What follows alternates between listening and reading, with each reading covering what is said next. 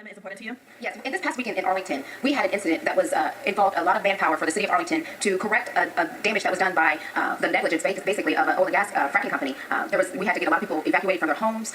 There was a lot of underground work that had to be done to make sure that the pipelines are in order, and so the city needs to be reimbursed. We want to make sure that this bill does not prohibit the city from seeking recovery for the losses that were caused by the oil and gas industry. So you're just trying to do your job as a state representative to take care of your district, correct? Well, I want to take care of all of Texas, but yes, I am looking out for my district. I think that's very important for us to do in our position. Thank you, Representative. Thank you, Mr. Speaker. I move no on the motion to table. Representative Collier sends up an amendment. Representative Darby moves to table this on the motion to table. Clerk, ring the bell. Show Representative Darby voting aye, Representative Collier voting no. Have all members voted? Show Representative Miller voting ayes. Have all voted? Being 102 ayes and 38 nays, the motion to table prevails. The following amendment, the clerk read the amendment. Amendment by Nation. Recognize Representative Nation. Members, listen up. This amendment would simply allow cities to enact, to amend, or to enforce regulations that protect public health. Public health. This amendment is consistent with the traditional authority of local governments to make rules and regulations to protect public health, safety, and welfare, which has been recognized by the Texas Supreme Court for over 100 years. I move passage. Mr. Speaker, will the gentleman yield? Mr. yield? Yes. Gentleman yields.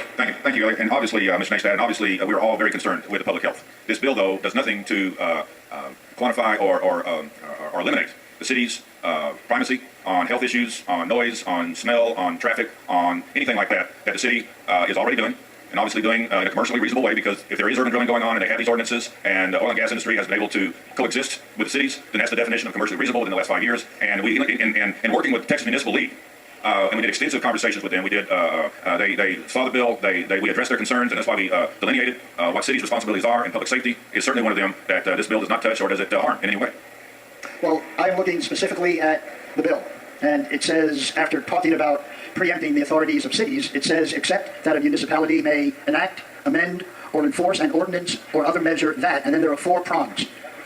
1, 2, 3, 4, yes, and sir. there is nothing in the 4 prongs that cities would be authorized to do that protects public health or speaks to the issue of protecting health.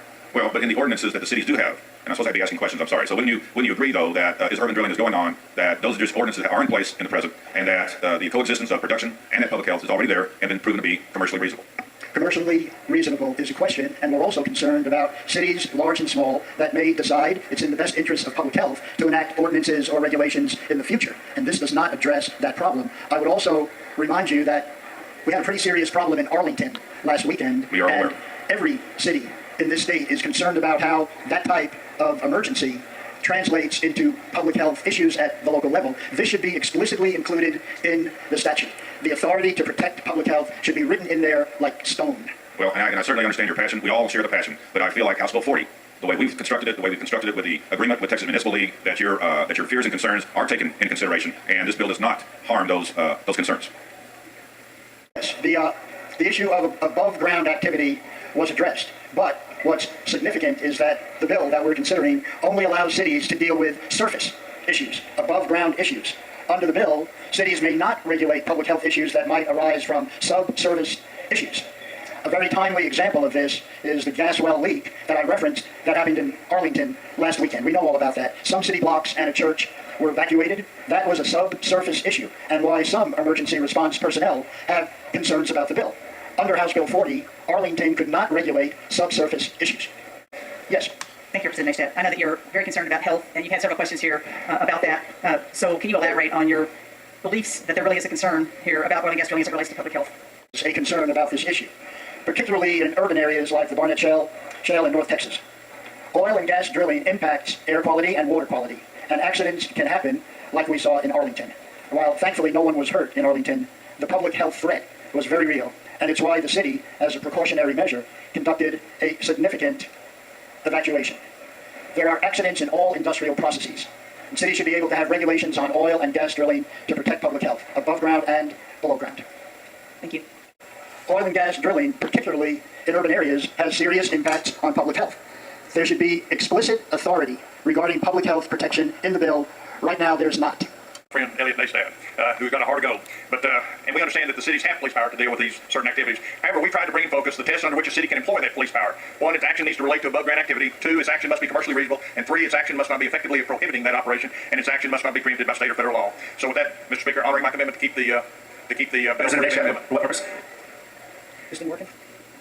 Will the gentleman yield for a question? Yes. Gentleman yields.